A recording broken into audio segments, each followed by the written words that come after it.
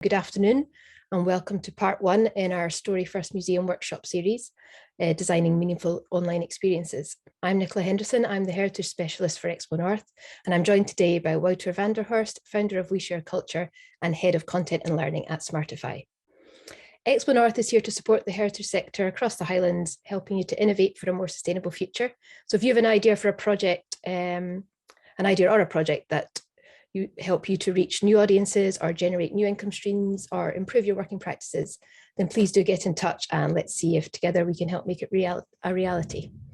But back to today, over the course of the next 2 weeks, Wouter will be working with you to develop a realistic and achievable digital content strategy and looking at how we can turn that strategy into different formats for different platforms.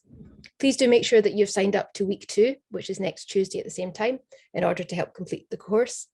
And I'll pop the link in the chat once I'm done talking.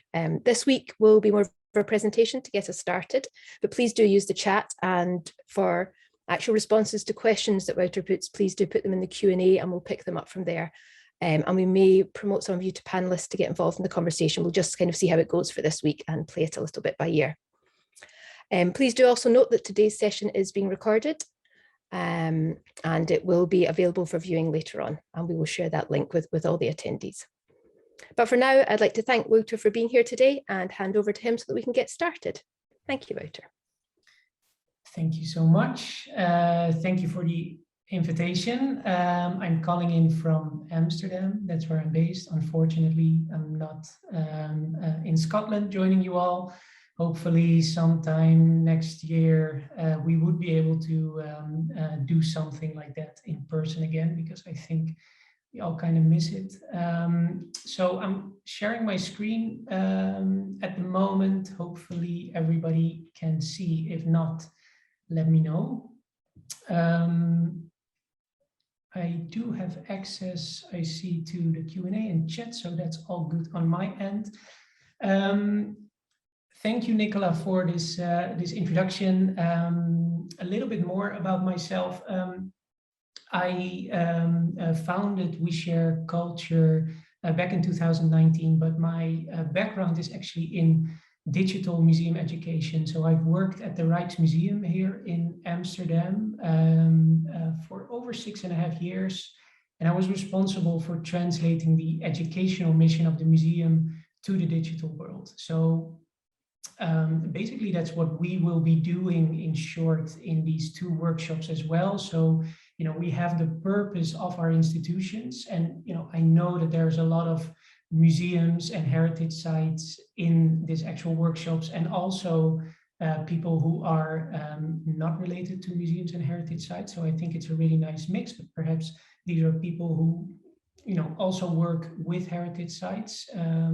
So I think hopefully the workshops will be useful to them as well. But really starting from, you know, the core of what it is to be a museum or a heritage site, to tell stories and to translate those stories into meaningful content is what we will be doing.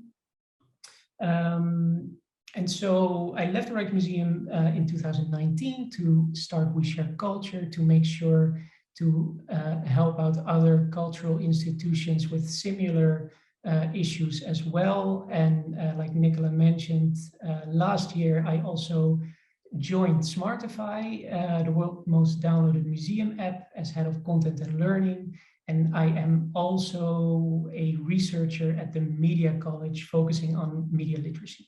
So a lot of different things, but today we are going to focus on the principle of being a story-first museum. And a story-first museum, I think, is especially relevant, of course, in the time in which we are today. I think here in the Netherlands, we're looking, you know, at another lockdown. It's everything's already closed in the evenings, but it's getting worse and worse. So we could potentially look at, you know, another round of forced museum closures, which is, of course, really irritating. It's really frustrating for museums, but it also forces museums to really rethink what it means to be a museum. But we'll talk about that a little bit later. To make it more concrete, because the Story First Museum is, of course, it's a nice concept, but what we actually will be doing is following all the necessary steps to design meaningful online experiences. And I think this is actually one of the most important issues we have to deal with as museums, cultural institutions, heritage sites. So, going from your purpose as a museum and trying to reach people online with meaningful museum experiences is one of the most important tasks, I think, of our time. So I think it's really exciting that we have some time this afternoon to really deep dive into it, because of course we're all working on it. But in these hectic times, we hardly ever stop and take a step back and get the chance to actually look at what we're doing, look at the process and why we are doing what we are doing. Because I think this is something that we can all recognize. And by this, I mean, looking at the last part of all of these steps. So these are the steps that I have defined to go from the story of the museum into the actual concepts. And you don't have to memorize this whatsoever, because this will be repeated over and over throughout this workshop. But I've highlighted the last part, the platform, format, and concepting, because I think we can all recognize in institutions, and I know this from my time at the Rijksmuseum as well, and also, through my work with We Share Culture and Smartify, the discussions within museums, somebody always comes up with, we need to do something with YouTube. We need to do something with TikTok. We need to do something with Instagram. We need to do something with podcasts, right? I think we can all recognize these type of conversations that we're having with our colleagues, but that always means that you're starting with the platform, or sometimes even the formats or the concepts. But there's this whole world that is in front of it, all of these steps that we actually need to follow in order to get to the right platform, in order to get to the right format, and in order to get to the right concept. So what I propose that we do, especially in this session today, is that we actually start with all of these steps which come before selecting platforms and formats and concepts. So that's really thinking about the narratives of your museum, the different goals that you might have, educational goals, commercial goals. The biggest question probably of our time is it an on-site experience or is it an off-site experience that we are creating? Because of course, these are two completely different things. Sometimes, if you do it right, you can also create meaningful hybrid online experiences, which are, great on-site and from home as well. Then, of course, a very important thinking about audiences and the kind of topics that could be connected to those audiences. And once you've followed all of these steps, the platform, the format, and the concept will follow naturally. Because if you know who you want to reach and what you want to teach them, the audience will guide you towards the right platform. So a very simple example, if you want to reach 12 to 15-year-olds, you of course start to research the platform and will probably connect it to TikTok, and then TikTok will guide you towards the right format that actually works on the platform, and that's where you can start thinking about the creative concepts. So these are all of the steps that we will be walking through within this workshop, and also we're going to put it into practice in the second workshop next week. I'm just going to check the chat. I see there was an issue with sound. Okay, I think that's fixed. Yeah, it could be an issue with your personal computer. I hope it gets fixed for Vanessa, but in the meantime, I will continue. And I will continue with something which I know we would rather all not talk about anymore. At least that goes for me, because I think we were all hoping that we could leave the pandemic behind us. But unfortunately, you know, the recent events and the reality that we're in is that I think we all understand that this is just something that we have to deal with for, you know, at least the next couple of years. And we all don't really know what that means. We don't have the certainty that we can stay open as institutions all of the time, or that we have to go into these like miniature lockdowns again for periods of time, or that we have to maintain social distancing or face masks. All of these things are still very much uncertain. But what is really interesting is that I think that we can actually learn a lot from what has happened in terms of the museum's response to the global lockdown. So in order to learn from actually what happened, we have to kind of look at some good practices, and I'm not going to say bad practices, because I think, you know, we all did what we could, but it is really too interesting to look at, you know, these different responses from museums when it came to the global lockdown, the physical shutdown of museums, the ability, or rather not having the ability to create these physical experiences within the museum environment was, I think, really interesting. So I'm going to take you back to when, at least in our area of the world, the pandemic really hit, which was March 2020, at least in the Netherlands. I know for the UK, it was a couple of weeks later, but also still in March 2020, when museums physically had to shut their doors for the first time here in continental Europe since the Second World War. For the UK, maybe even for the first time in history. But what happened, what the main response was to having to physically shut the museum was this. It was kind of a one-to-one copy of the physical experiences, trying to turn it into a 360 experience and publishing it online.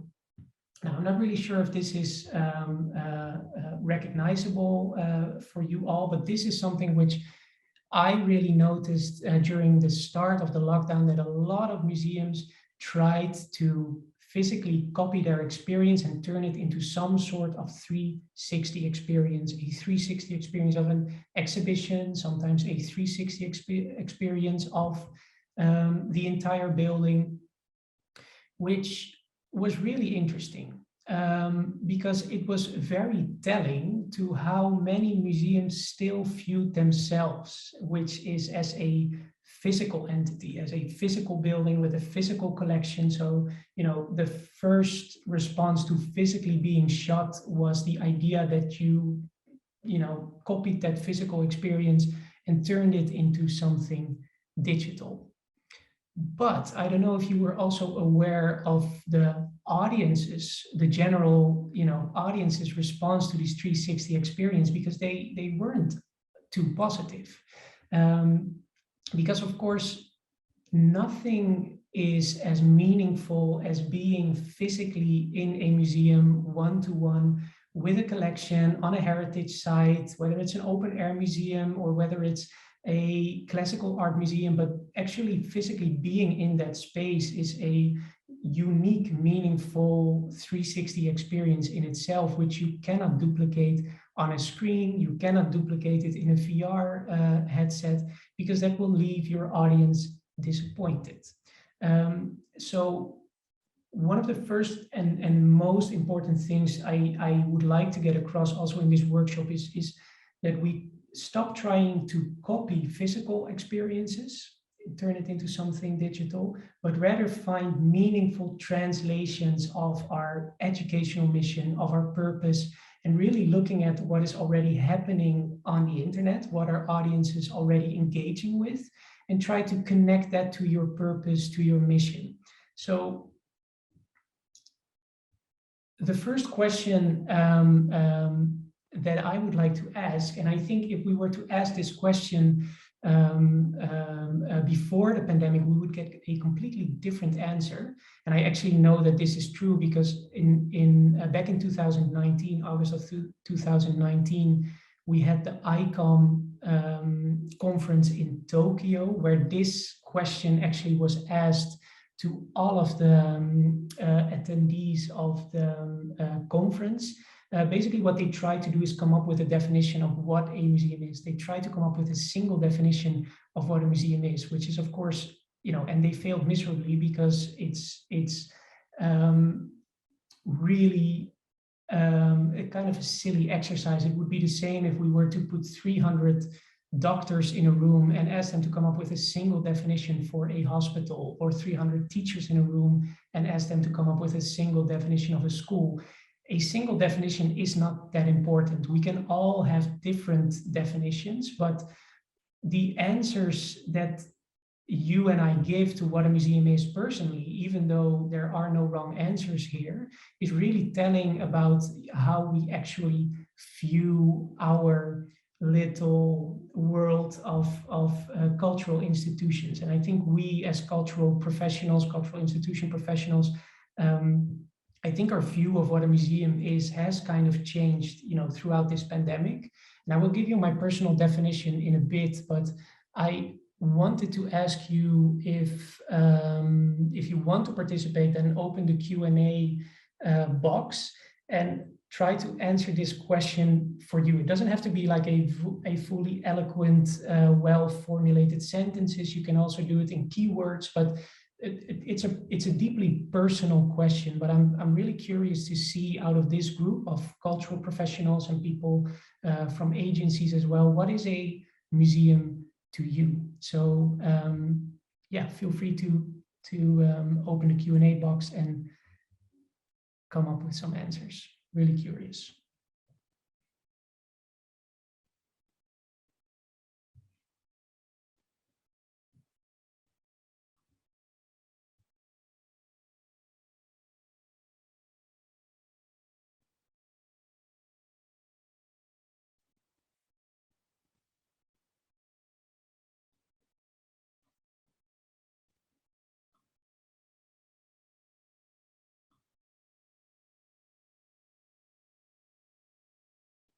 I see Nick has answered a place which holds and tells stories. That really resonates with me. Marianne, a space that encompasses history, education, artifacts, interactive exhibits, provides workshops and events for the community. A place where people can come together to learn and share knowledge and culture. A museum is a vessel to help tell stories and preserve heritage. Very nice.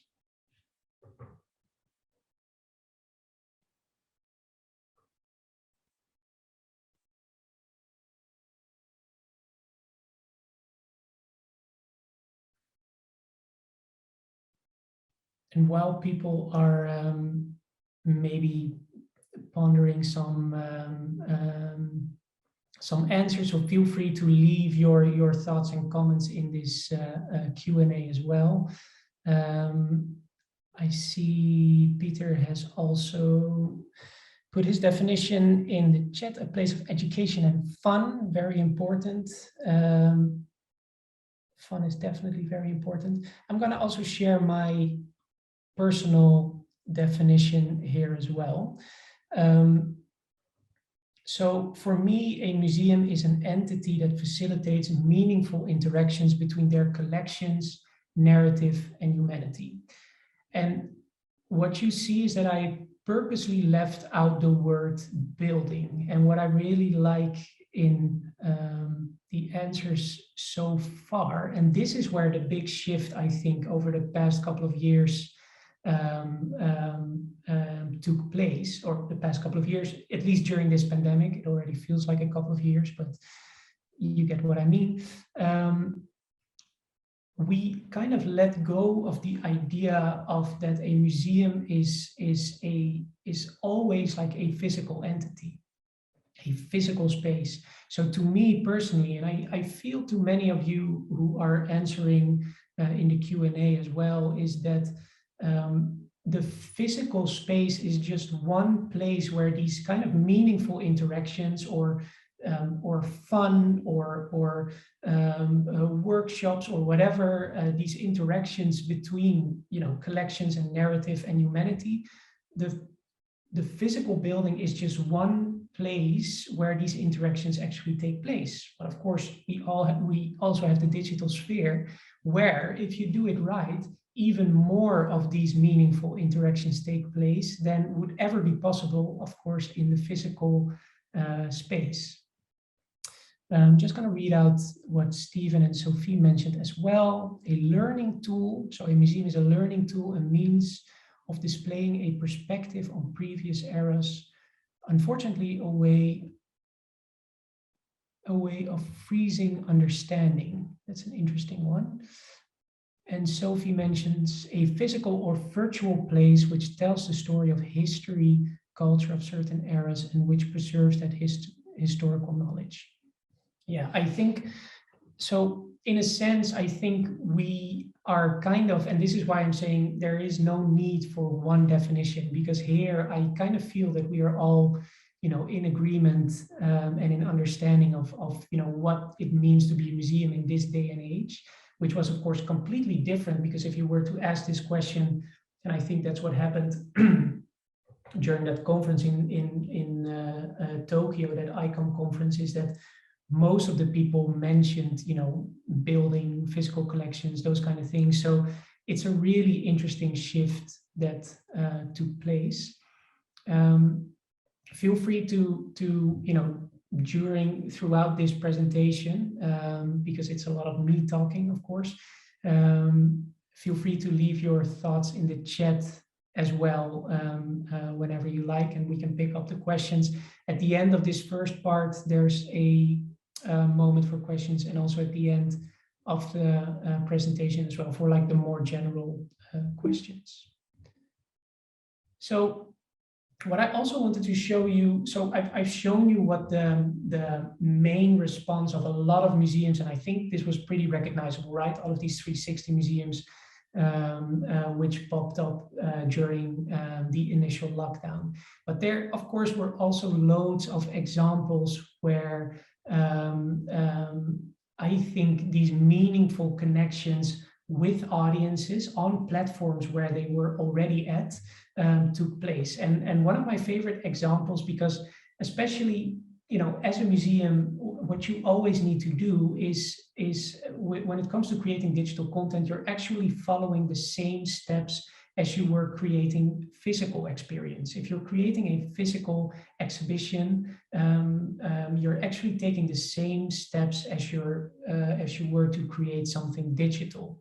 You know, you start from your purpose, and then you start thinking about your goals, your commercial goals, your educational goals. You start thinking about the audience, who you're creating it for.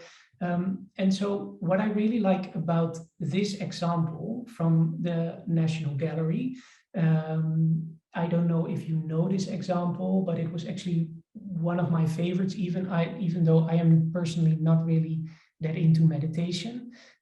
But I understand that at the beginning of, especially at the beginning of the pandemic, there was, you know, a lot of uncertainty. Everybody was, you know, this was a first for all of us in our lifetimes, and we weren't sure what, you know, what the next day would bring, on whether we still had jobs or not, or whether we would get infected, or whether we, you know, our loved ones were safe. So there was a lot of stress, I think, throughout in the world, people at home. And this is why I think this particular response is so nice by the National Gallery, because it's both based on a particular need of a very particular audience, and it really follows the rules and the dynamics of the platform on which they are creating it. So in a sense, that's why I'm comparing it to these 360 duplicates of the museum. This is really taking a part of your museum, understanding that your collection is much more than just the art historical context or the historical context, but that art can also be soothing and can also help out people who are stressed out, as we were, especially in the beginning of the pandemic. So what I'm going to do is I'm going to, for the people who haven't seen this yet, I'm going to play the whole video. This is recorded, but you are not on screen, so feel free to participate also in this meditation exercise. It's quite relaxing, actually. Let's take 5 minutes to enjoy a slow look at Van Gogh's wheat field with cypresses. So starting by sitting in an upright posture with your feet planted on the floor and taking a deep breath in and exhaling. Dropping your shoulders a little to let go of tension there. Taking another deep breath and letting go with the out breath. Following the flow of the in breath and the out breath. And bringing your attention to the space around you. Taking your eyes for a walk. So starting on your left and following the outlines of surfaces. Tracing along and around the objects you see, up, down and across edges. Following long lines and shorter lines, some straight, some curved. Moving quickly as if your eye was a pencil sketching the scene. Everything connected by this trail. Coming all the way across to the right. Then letting go of that idea and taking in the scene. A sea of golden wheat dotted with poppies and flowers. The gnarled olive trees. And emerald green cypresses.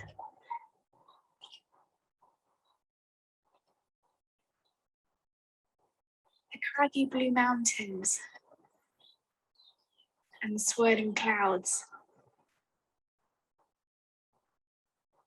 Imagining the summer mistral, the strong, cool wind of southern France. The wheat swaying in its gale, bending the olive trees with its force.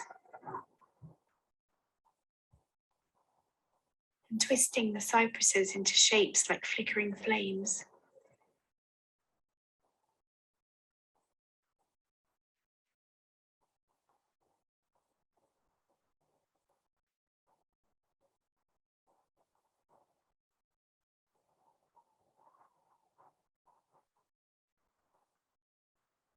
The wind spiraling across the canvas, like Van Gogh's restless, rhythmic brush. Allowing your eyes to follow his undulating lines, swooping and swirling through the rolling clouds.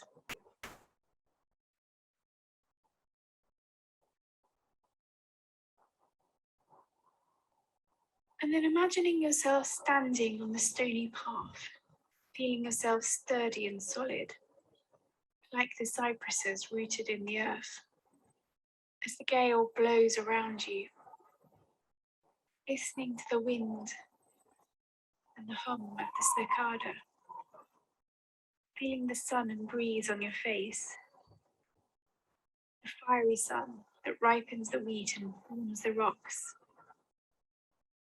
Breathing in deep lungfuls of air, breathing in the piney scent of the trees, and breathing out, sending your breath back out into the atmosphere.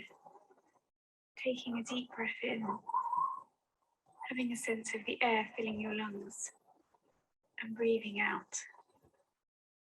And then sensing the fire within you, the warmth of your pumping heart, the water in your mouth, the food in your belly.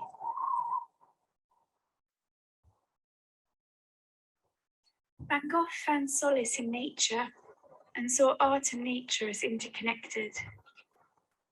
We who live on bread, are we not ourselves weak to a considerable extent, he wrote. Earth, fire, air and water, wheat, sun, wind and clouds. Van Gogh, me and you.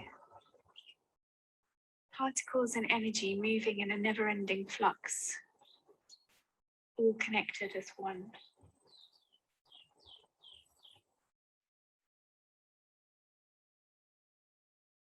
Let's take 5. Okay, so I'm really curious to get your opinion on this experience. So feel free to drop your comments in the chat on this video, because of course it's always very personal, you know, what you like and what you don't like. And like I mentioned, I'm not into meditation personally, but I can see how this has, you know, helped a lot of people, and that's why I think it's such a great experience. But feel free to drop your comments in the chat, because I'm really curious to see if you agree with me or not.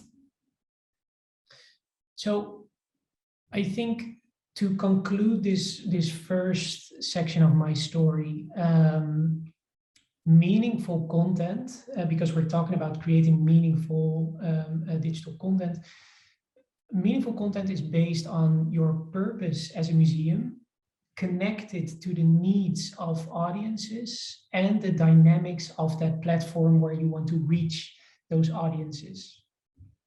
So in a sense, this is kind of like the formula on which you can always use to create meaningful content. So it's really, you know, starting from your purpose, the needs of your audiences, connected to the dynamics of the platform. And I think this is why, you know, the National Gallery example worked so well, because mindfulness content is really popular, of course, on YouTube. And so they stuck to that format, and all they had to do is integrate it to their purpose and their collections.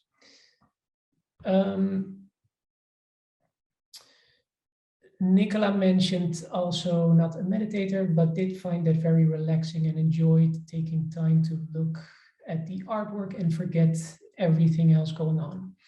Nick mentioned, sadly did nothing for me apart from observing the painting in detail more than I would have otherwise. Completely true. And it's really interesting to see that they chose not to give any art historical context about the painting, right? So it could be that this experience was not for you, but still you did look at an artwork very much in detail for the past 5 minutes. So that's a plus. And then another question, and this is of course a big one,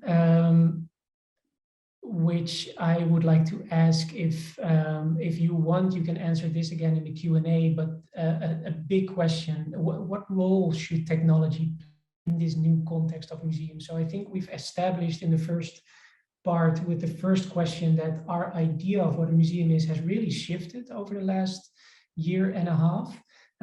But then, you know, what is, because technology is nothing more than of course, a medium, but really curious to hear what you think that the role of technology should be in this new context of museums. So feel free to drop that in the Q&A or in the chat as well. Marianne mentioned about, sorry, I'm saying Marianne as I would say it in Dutch, but perhaps it's Marianne. It was relaxing. I'm curious where, how the Van Gogh video was accessed by the visitors. So actually on multiple platforms, they published it on YouTube. They published trailers of the 5-minute meditation video on Instagram. And they also published the videos, I believe, on their website as well. So it was on multiple platforms. We will also be talking a little bit about multiple platforms when we deep dive into the theory of transmedia storytelling. Transmedia storytelling basically means that you make sure that every digital content that you publish, no matter on what platform, no matter it's Instagram or Twitter or YouTube or your own website or your app or on Smartify, you always make sure that it's a fulfilling experience in itself. So that's an interesting one that we will be talking about later. Sophie mentions not a meditator either, but I liked that it encouraged you to actually slow down and just look at the art. Yeah. So on this question on the role of technology in the new context of museum, I'm really curious to hear what you guys think that this role of technology should be. It could be technology integrated in the museum. It could be a mix of technology, you know, in you know, the technology that people have with them as well. But you know, what is the role of technology in museums? So feel free. I know it's a big question, so you don't have to answer it now. It can also be later, but feel free to, while I'm telling my story, have a think about this. Nick mentions, I think it definitely has a place, but hybrid/blended, and not at the total expense of some of the more traditional interpretation methods. And I really, yeah, I really agree with that, Nick. I think there was a time a couple of years ago where it appeared that some museums focused so much on technology also in like the physical exhibitions, that it kind of took over from the actual, because you know, museum visits can be quite serene as well, and museums or screens in a museum can be very distractive, or AR experience, it can also very much distract from your purpose. So in that sense, a hybrid blended integration of technology, but I think focusing, I don't know if that's also what you mean, but focusing on, for instance, the technology that people have with them. So for instance, their mobile phones, instead of, you know, putting up a lot of screens in your museum, especially for art museums, you know, you of course want them to focus on artworks and not so much on screens. But it's a really interesting one to think about. But of course, not only in the context of the museum itself, but what we're talking about today as well is the role of technology outside the world of museums. So have a think about that. We will be revisiting the question, of course, also throughout the rest of the presentation. But I also wanted to share like a personal story about technology and media and how difficult it is sometimes to navigate this world. Even for me personally, I am a media technologist. So that means, you know, I studied media. I did my master's in media innovation. And I also studied history. So that's why I like to combine storytelling with media and technology. But even for me, working in technology professionally, it's really, really hard to keep track of everything that goes on. And I can't imagine that this is not recognizable for any of you, because I think this is something that we are all struggling with. And the big question is always, you know, where do you begin? And so this is why I try to focus on those steps, which I've shown you in the beginning. You know, there's very clear steps, starting with story world, defining your goals, your audiences, the platforms, the formats, and the concepts, which we will revisit in a bit, which will help us. But then still, of course, it's really difficult to keep track of everything that's going on. So kind of a personal anecdote here about Clubhouse. And hopefully this is recognizable for some of you, because I know, you know, we're all kind of part of the same museum community, thinking about digital as well. And Clubhouse came at the beginning of this year. I started to receive a lot of invites to join Clubhouse. Just really quickly checking in the chat as well. Did you get all of those invites for Clubhouse as well? Were you kind of part of the Clubhouse, how do I say, kind of the Clubhouse hype? Did you follow that at the beginning of the year? Just answer yes in the chat if you kind of know what I'm talking about. Nick, nope. Okay, I will explain what Clubhouse is.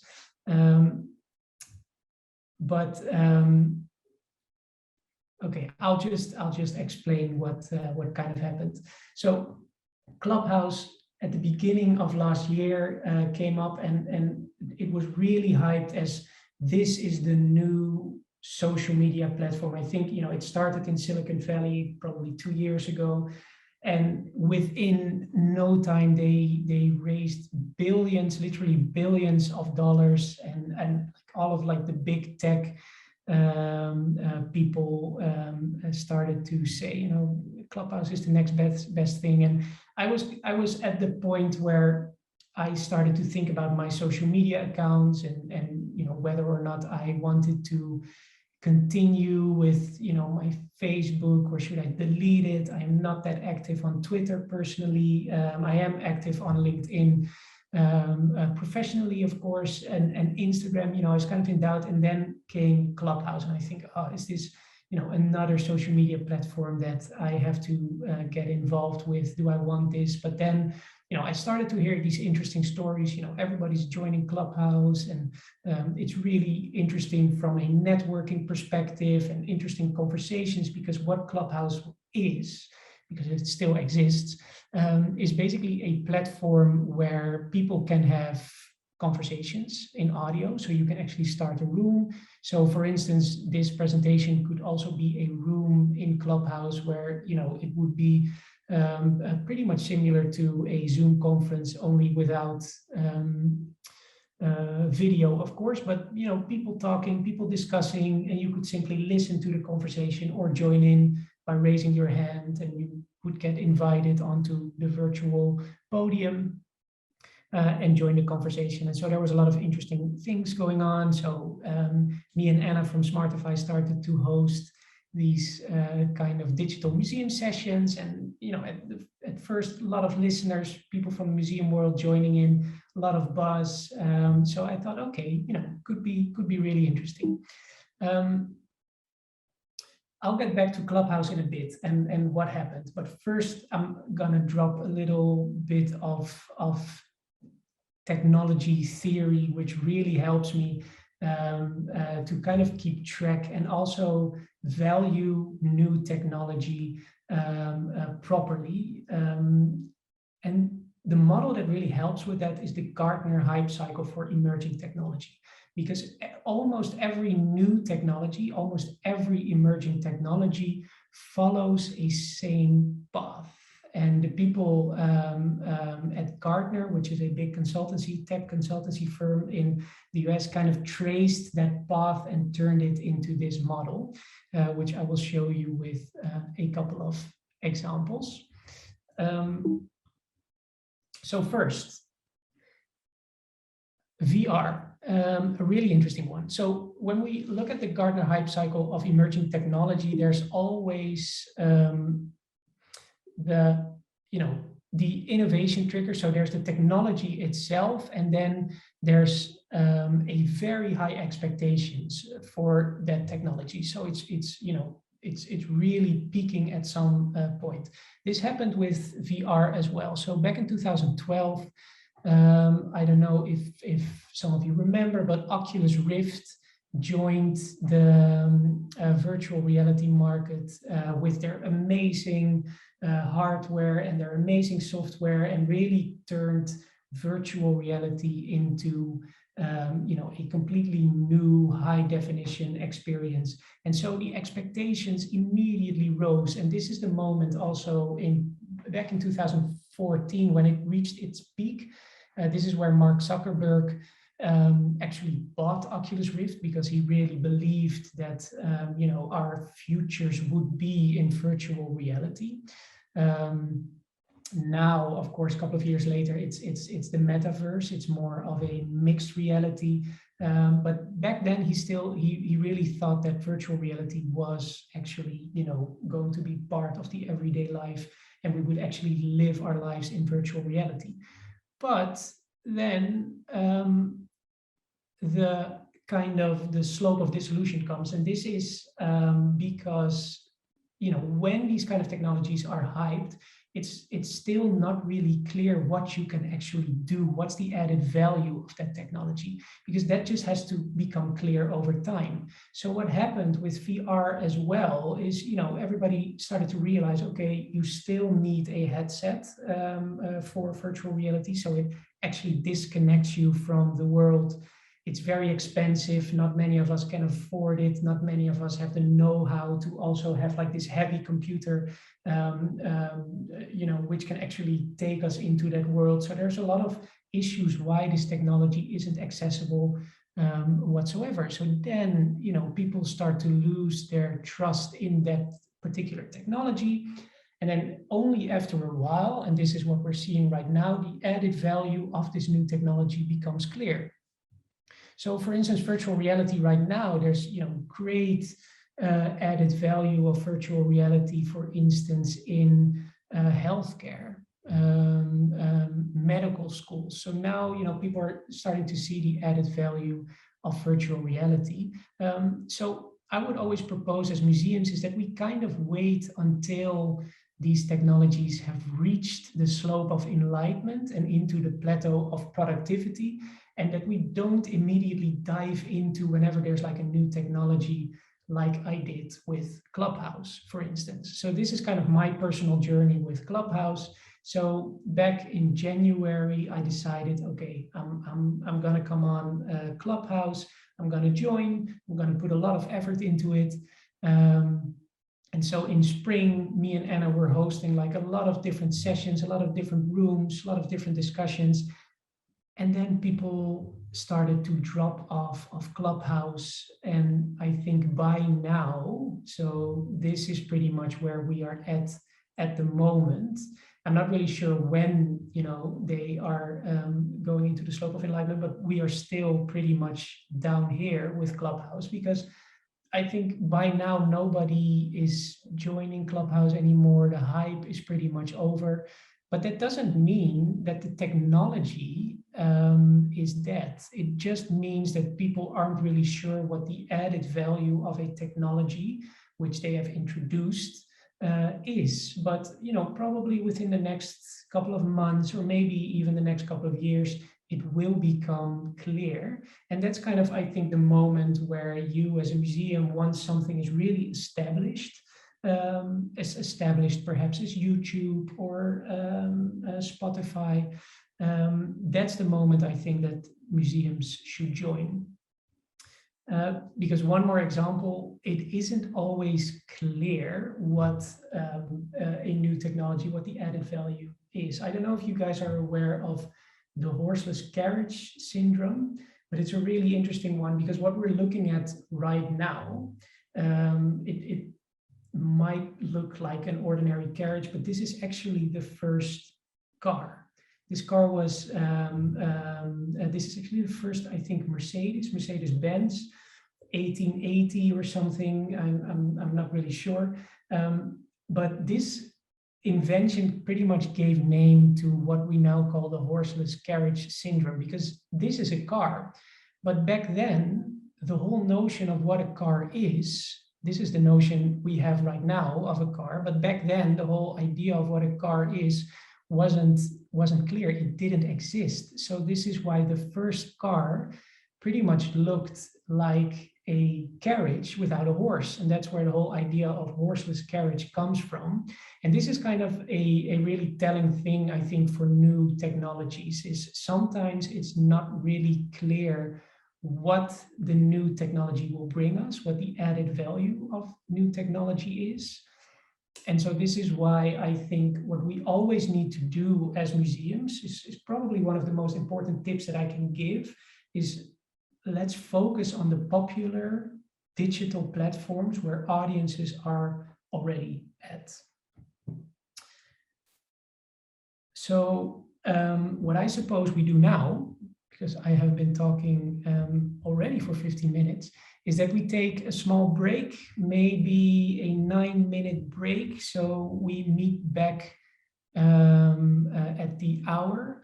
I will still be here in the meantime, in case anybody wants to answer some more questions. So feel free to take a couple of minutes, get a coffee or some food, and we will meet back at 2. See you in a bit.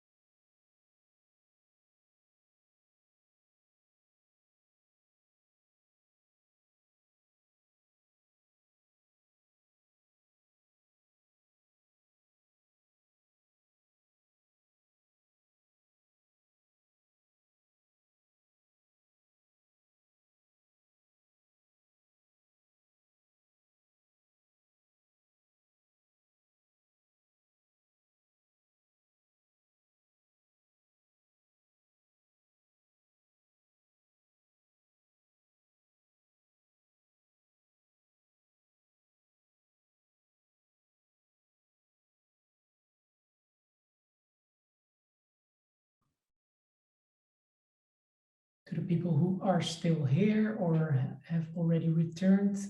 I want to open up the next couple of minutes, and also when we start again at the hour for questions. So if there are any questions, feel free to already put them in the chat.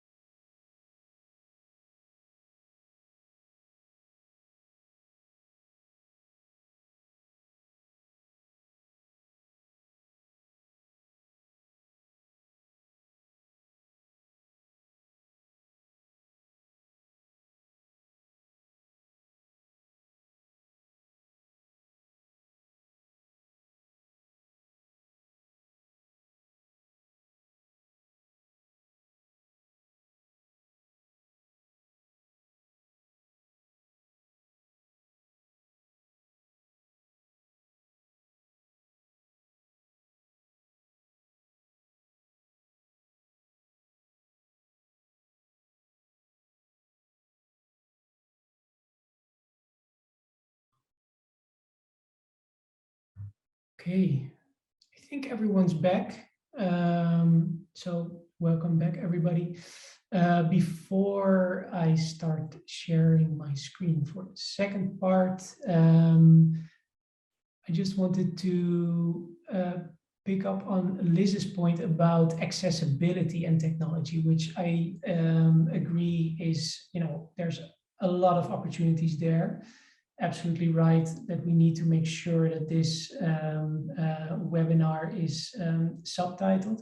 But I wanted to confirm on the opportunities that technology offer in that sense as well. So one example here is what I'm doing at Smartify at the moment with the Royal Museums of Greenwich is that we are making sure that every audio guide that we produce, we also make sure to create a version that includes British Sign Language. So basically you have the audio version, but you also always have the British Sign Language translations, which are in video. And this is of course a very, simple and elegant solution that technology can offer. So totally agree with one of the key, I think opportunities that technology has to offer is in the field of accessibility.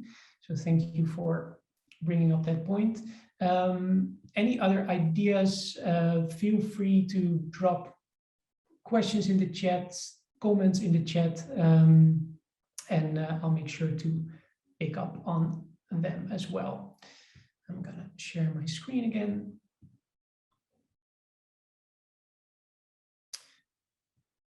Because, so first part was a little bit of general context about, what I describe to be meaningful digital products or experience or whatever you want to call it. And what I would like to do now is dive a little bit deeper into following all of these steps. This is also what we will be doing at the end of this workshop is we're going to do an assignment where we basically follow all of these steps with one use case, one museum that I've selected out of all of you. So if you're the selected museum, congratulations, because you're getting 25 concepts by the end of this workshop. So that's basically all your work done for the rest of 2022. But we are going to focus first on storytelling, the most exciting part and the most important part, I think.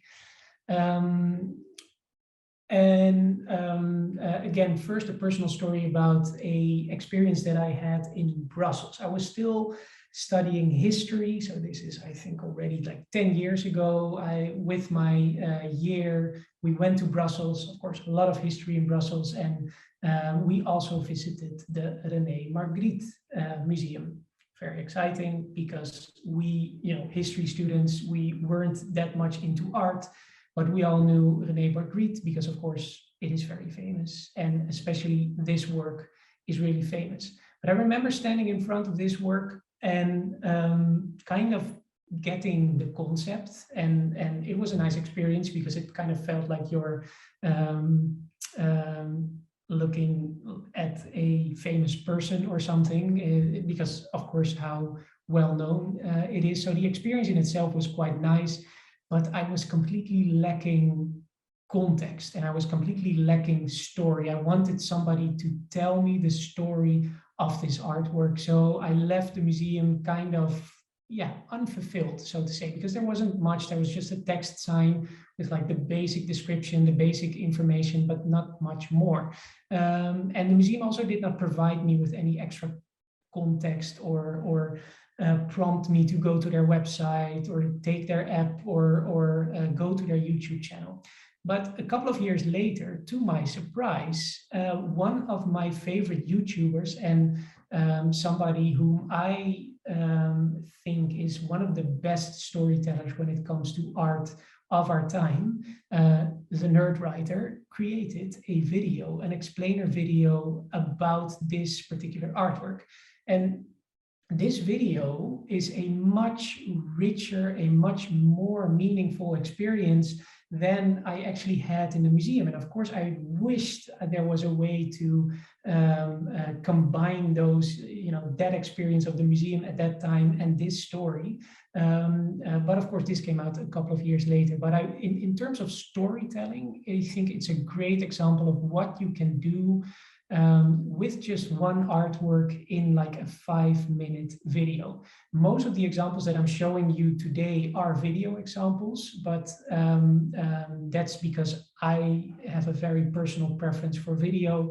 But of course, I could have also added podcast or audio tours or any other examples, but this is a very personal one. I'm going to show you this video in terms of, just imagine the possibilities of how much storytelling you can actually do within the context of one short video.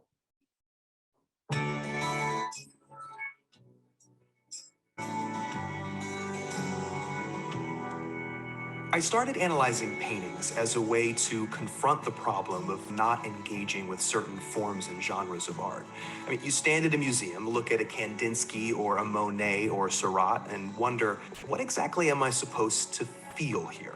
Certain paintings seem particularly stubborn, unwilling to move even an inch in your direction, leaving you with a massive void to fill with unanchored interpretation. But what about paintings that do the opposite? Renee Magritte's The Treachery of Images moves more than an inch in the direction of the viewer. It goes all the way. The painting speaks in a language that we can understand, which is to say, language itself. Ceci n'est pas une pipe. This is not a pipe. The painting actually says something. It engages. It talks. So what's it trying to say? First, let's talk for a moment about Renee Magritte, one of the most famous and lasting of the surrealist artists. A man who never really thought of himself as a painter, more a thinker that used images to express himself. Once he landed on an aesthetic style, it never really changed or evolved throughout his career. Well-versed in philosophical writing from Plato to Foucault, he used that style to investigate ideas. His program was to confuse, to evoke mystery, to show us that what we want is always behind the thing we see, and that the obstruction can never be removed completely because it's not in the object, it's in vision and thought itself. The Treachery of Images approaches these themes directly. The painting at first is obvious in its message. It shows an image of a pipe, and then underneath the image, it tells or reminds the viewer that this is not a pipe, and we can infer the rest. Obviously, that's not a pipe, it's a representation of a pipe, and Magritte means to show us that representations are not the real thing, they only resemble the real thing. But of course, that's common sense. Who in the world would argue the opposite position? But a curious question comes out of this. If someone showed you this image and asked you what it was, what would you say? Probably you'd say, it's an apple, right? Or what about this image? It's a man. Or this is a train. This is a house. This is a dog. This is a hand. This is a pipe. This little accident of language is not really an accident at all. For many hundreds of years, human beings have supposed that language and reality had an organic relationship, that the names of things, in a way, arose out of the things themselves, that a tree was, in fact, a tree, that Kanye West is, in fact, Kanye West, and that a pipe is really a pipe. All of that was challenged by the famous linguist Ferdinand de Saussure, an extremely influential figure who saw that a thing and its name have a totally arbitrary relationship, that we don't really know things, but only access their shadow through language, in which everything has a meaning in the context of the system. After so many centuries of trusting the word implicitly, these insights were hard won. So hard won that Magritte saw that the old wrong-headed ways of thinking about language were still hiding in the way we thought and talked about images. Realistic painting plays on resemblance, and resemblance suggests a hierarchy, that the image of a pipe resembles, that it points outside language to the thing in itself. The falseness of this claim is what inspired the abstract artist to move beyond resemblance into a field in which painting had no referent in reality as such. Magritte, on the other hand, makes this point using the false premises of resemblance and shatters them from within. The visual secret dependence on language is laid bare in the treachery of images. Indeed, that dependence is the treachery of images. Here we have an image and a sentence laid out like a page from a botanical textbook, begging to be connected. But why should we connect them? Why should the sentence and the image refer to one another? How do we know that the word "this" points upward? Of course, we don't know, but the pronoun, the resemblance, and the name all make that connection inevitable. And it's that inevitability that's made real in every aspect of our lives. We go about our days confident that everything we see could be said and that the images we say could be seen. But if you've ever used the phrase, "you had to be there," you know that these are two realities that do not overlap in the way we act like they do. This is not a pipe, yes, but this is not a pipe either. And if this is not a pipe, then the sentence scrawled in its cute schoolboy cursive is actually a contradiction that pulls the whole painting apart at the seams and makes it utter nonsense. I don't know if Magritte laughed about that, but I hope he did. Because what's more forceful, not moving an inch in the direction of the viewer, or moving a question all the way into the center of the viewer's mind, that on the slightest prodding and examination, implodes.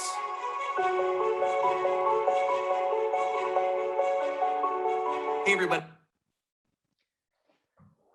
Again, let me know your personal thoughts about this video, because when it comes to content and storytelling, it's always deeply personal, and whether you like something or not, or whether you think something is for your museum or not. So I'm not saying that this is always the way that you should tell your stories, or this is the way to go, but it's an example which really resonated with me. And I know that when I will be going back to Brussels, when I will stand in front of this work the next time, I will have a deeply profound experience, more so than I had the first time. And this isn't even their video. The interesting thing here is that this is created by just one creator, and he's able to reach millions of people. So this is why I also always think and say, even for smaller museums,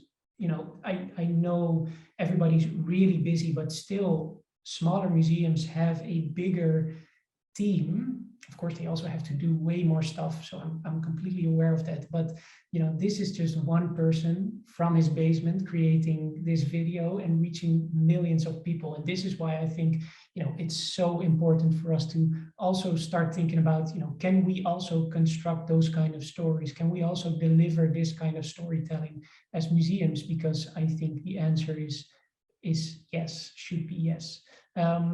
But again, feel free to drop your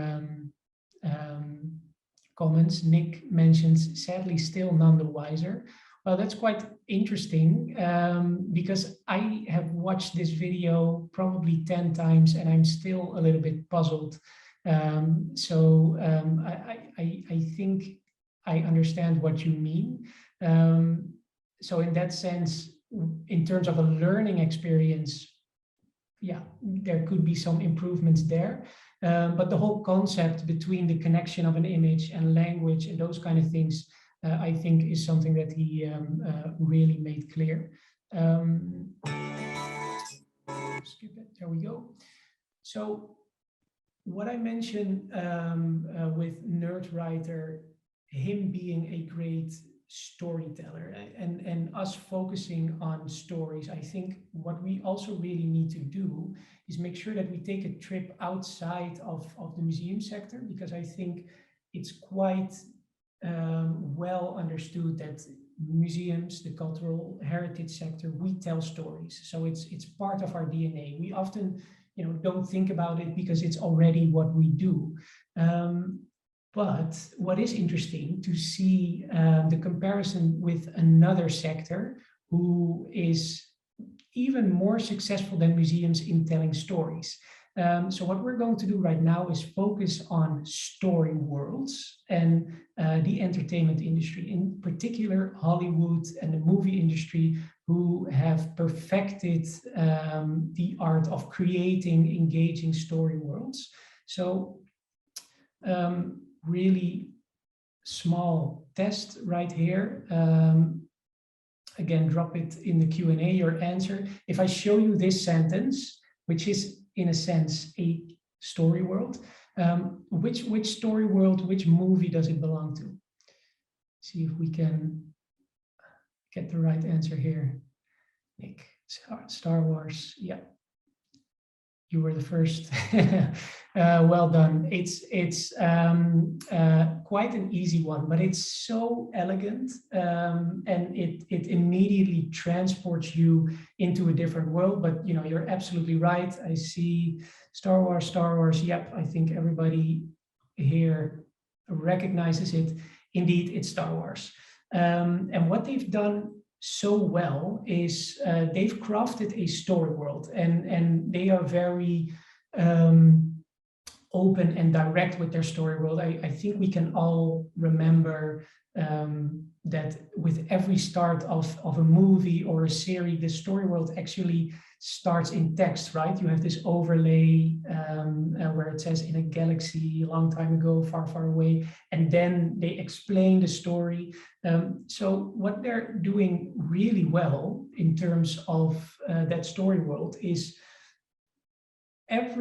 since the first films that George Lucas made, and he was actually able to tell the story not at the beginning, but I believe they started with episode 4 and then 5 and 6, and so you know, by creating this story world, every output of the story or every individual story naturally fits that story world perfectly, whether they were able to start, you know, at episode 4, but now it's 2021, and there are countless of Star Wars movies, countless of Star Wars video games, countless of series, of fan fiction, of game boards, whatever, and everything fits that Star Wars world perfectly. And you might think, yeah, well, it's quite logical because it's just in a galaxy far, far away, a mystical force that guides all living things, where people coexist with droids and aliens. So basically their whole story world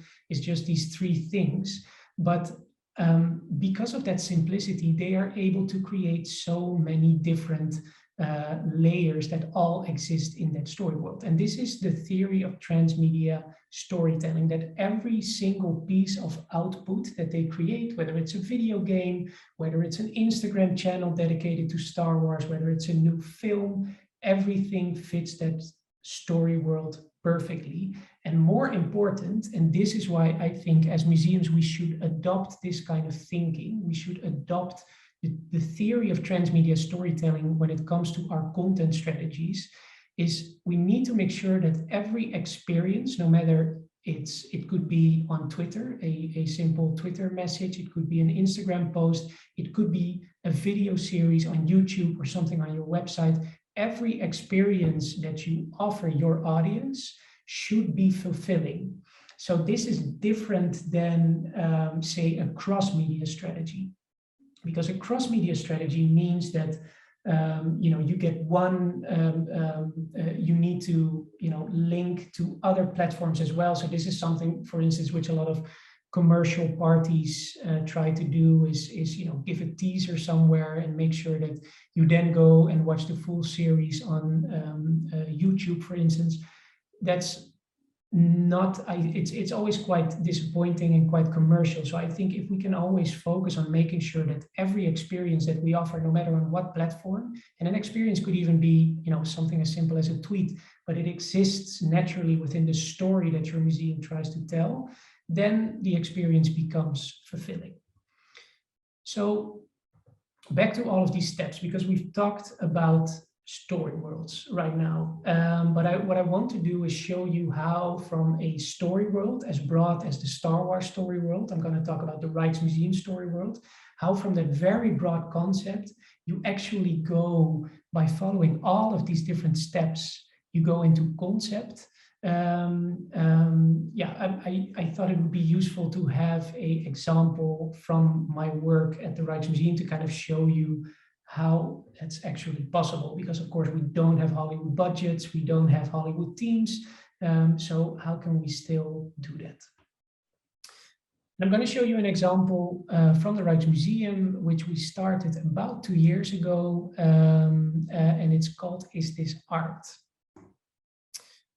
So the story world, the starting point of any digital content. And again, like I mentioned, this story world of Star Wars is very broad. And of course, the story world of our museums, of our institutions, is also really broad.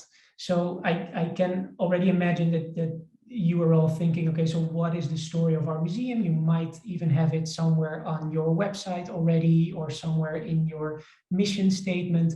This is probably something that you know already, and it might feel a little bit silly to call it a story world, because it's the story of your museum, but it's always the starting point for any experience. So the story world of the Rijksmuseum is also quite simple and recognizable. So the Rijksmuseum tells the story of Dutch art history and its relation to the world. So if you haven't defined the story of your museum, the story world of your museum yet, it will always help you to use that sentence, we tell the story of, just to have that world, to create that world where all of your content will naturally fit. And then what you need to do is start defining your goals. And your goals might be educational, like what we had for the Rijksmuseum is we basically wanted to translate the educational mission of the museum to the digital world. And then you might question, okay, so what is that educational mission? Because this is quite broad still. But at the Rijksmuseum, at the education department at that time, we specifically found it very important to connect the visual culture of today to the visual culture of the Rijksmuseum. Of course, it's an art museum as well. And we wanted to, in every educational program, whether it's for young kids or for adults, we wanted to make sure that the world that we are living in at the moment and the visual culture that we have embraced wouldn't look the way it did if all of these artists in the museum didn't innovate in the way that they did. So we wanted to take that educational purpose and mission and translate it to the digital world as well. And then, so once it's kind of clear what your story is and what your goals are, which is of course still very broad. Now we still don't have a concept, right? So this is where we're going to start getting more specific as well. And we will do this in the exercise in a bit. So you will see that once you're starting to think about audience, that's where you're really going to narrow down on the type of digital content that you will produce. So in terms of audiences, remember, this is something prior to the lockdown. This is a project that we started before Corona. So what we actually did, because we wanted this to be an online experience, is we wanted to try to see if we could reach an audience that we were not naturally reaching and seeing in the visitor demographics of the museum.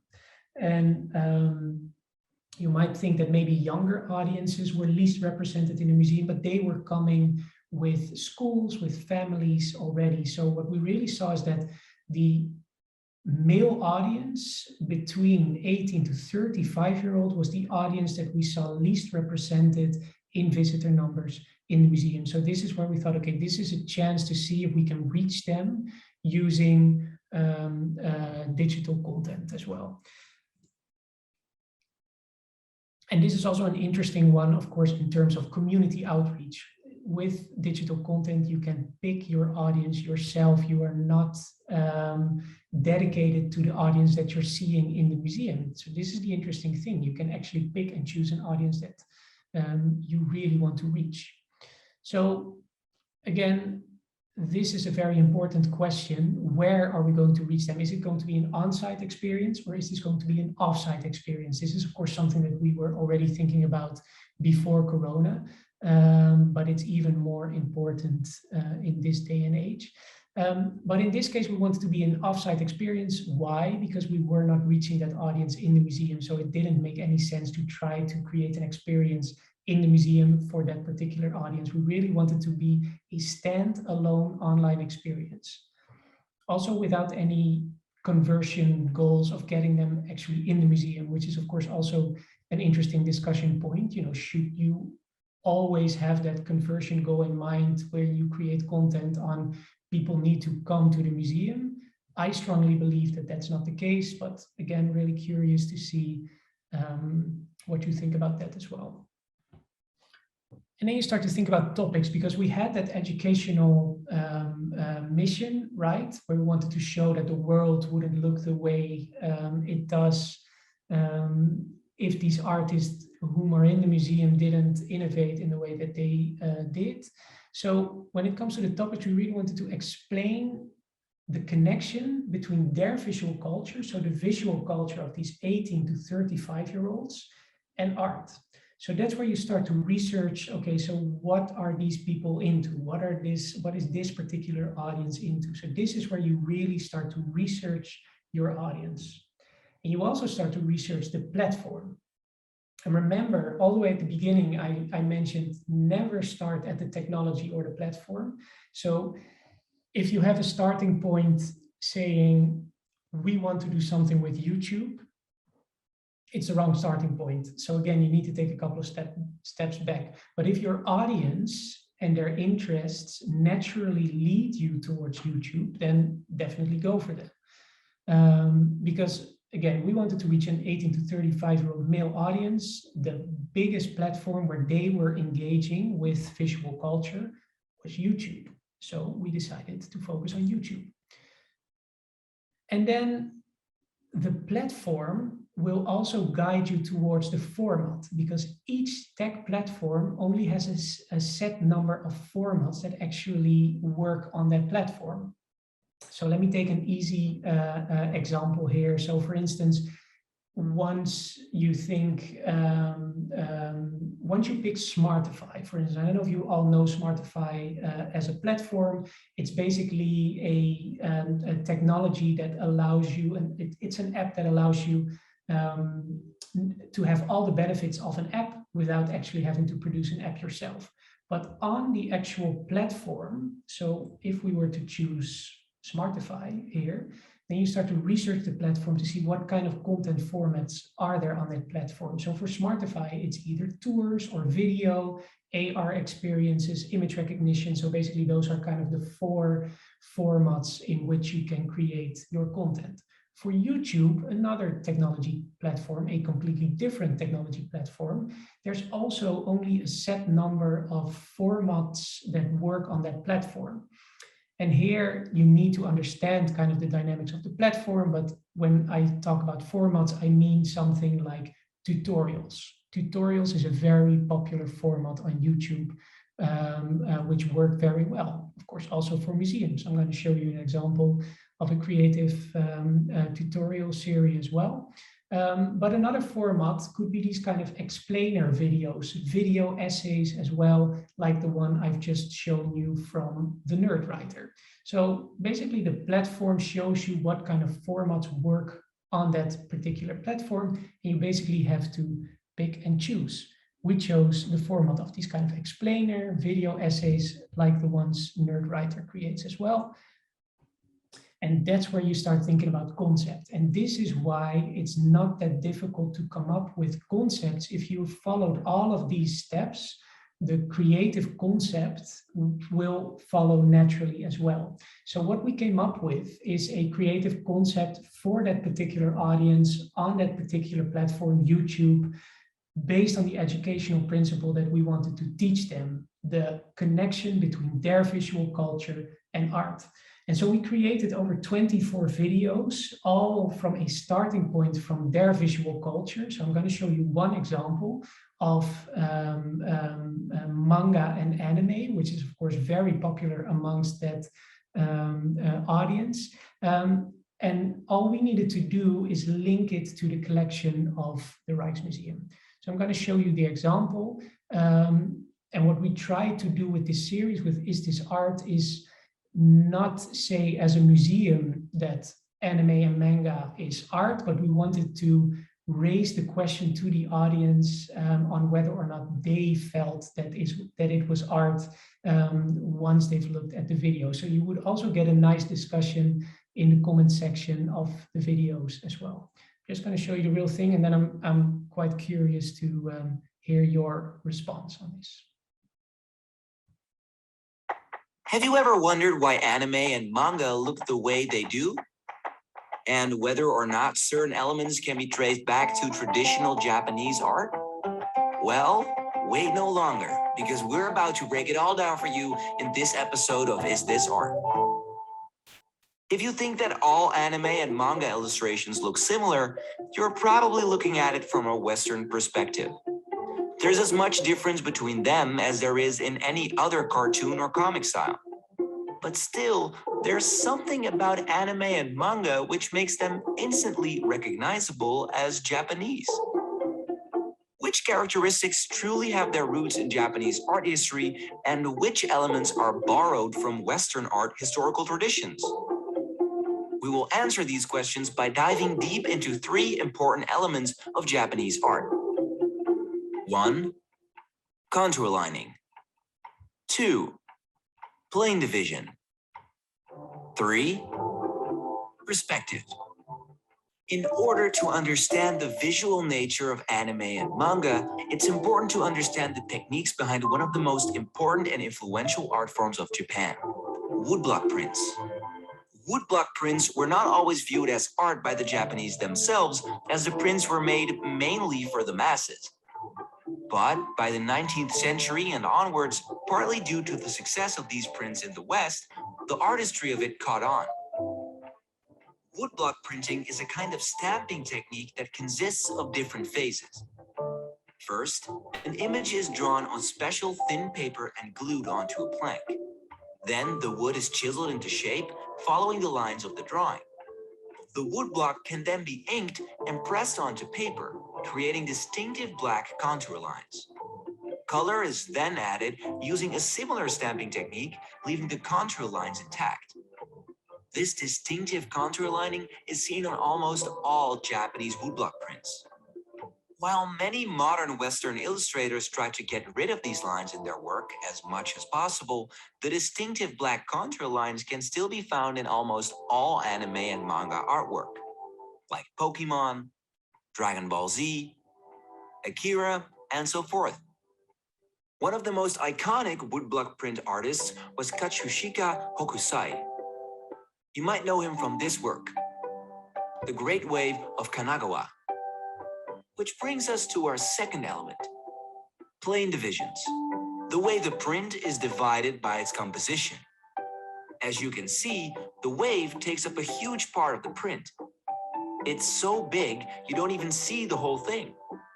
Just like with this eagle and this plum tree. For some reason, it makes the subjects even more impressive. With this in mind, let's look at some of these scenes from Pokemon. Notice how they used the same kind of plane divisions? And not only Pokemon does this. You can also find it here, and here, and here. That's pretty cool, right? It's clear to see how the contour lining and plane divisions of Japanese woodblock prints have influenced anime and manga artists to this day. But there's one very recognizable characteristic of these old woodblock prints which modern artists haven't adopted. Oblique projections. If this looks 2D to you, it's because you're not used to this projection of reality. In oblique projections, depth and 3D is created by a way of stacking planes on top of each other and giving objects a slight angle of around 30 degrees. This technique can be found in artworks throughout Asia. Usually, the objects below should appear closer to the viewer than the objects on top. In Western art history, artists used one or more vanishing points to create perspective. And as Western art started to influence the Japanese artists more and more in the late 19th century, they also adopted the use of vanishing points to create perspective. This is why Pokemon looks like this and not like this. Now, we're not arguing that anime and manga originated directly from the Japanese woodblock prints from the 18th and 19th century. But what we are saying is that your favorite anime shows would not look like they do if this tradition never existed. And this principle is not only true for Japan, it's true for the entire visual culture we're in today. Artists can't help but to get inspired by their predecessors and contemporaries. Or, as Pablo Picasso once said, good artists copy, great artists steal. But what do you think? Is this art?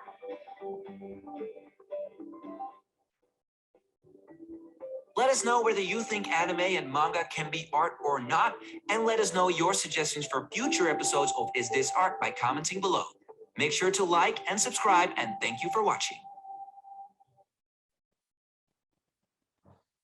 Thank you for watching. Any questions on this? I can imagine that you might have some questions, maybe practical questions on how this was made, budgets, rights, those kind of things. Feel free to drop them in the chat or in the Q&A. Can I get a link to this video? Absolutely. You can get a link to this video. Get it right away.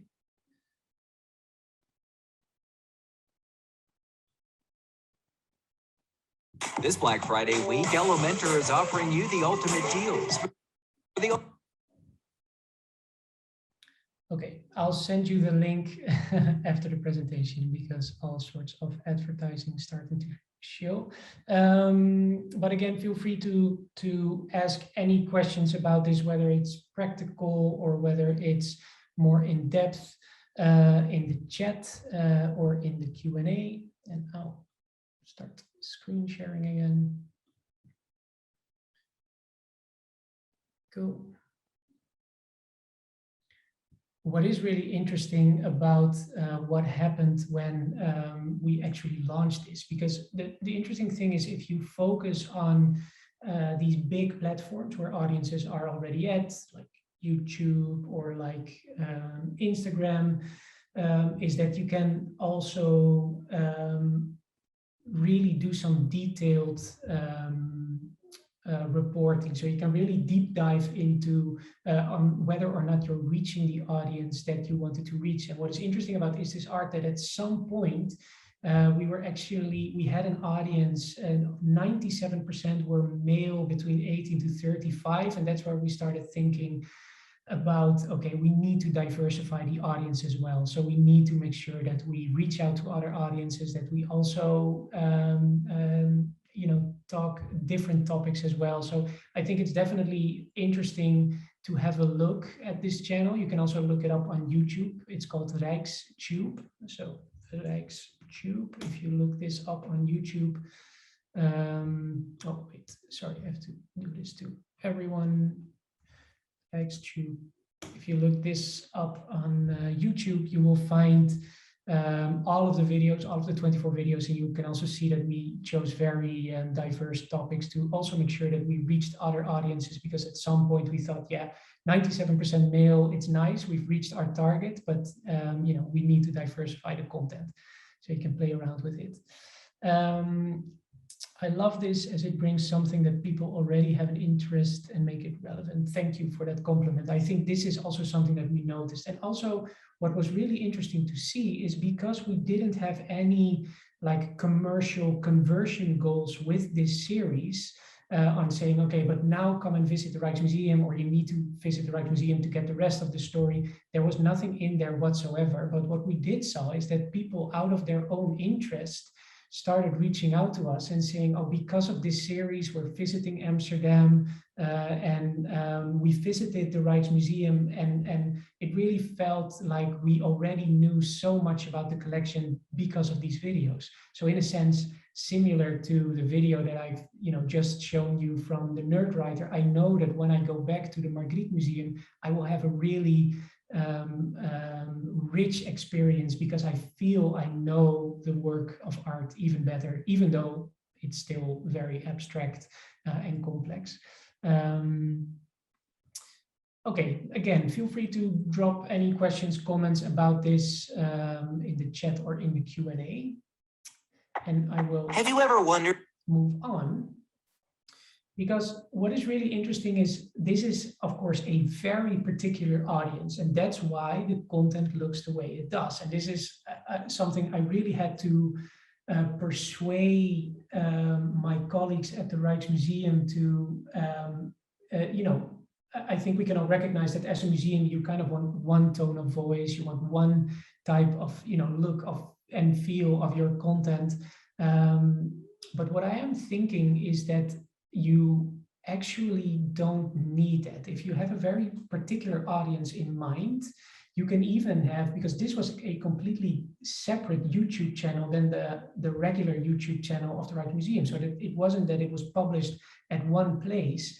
It was actually a separate YouTube channel because it was targeted at such a specific target audience. So what I really feel strongly about is that you can have all sorts of different types of content for different types of audience, which exists on different platforms solely for those audiences. And those audiences and that content might never ever interact with one another, and that's totally fine as long as it's clear that you are the sender of that content, that you are the one who is offering that content.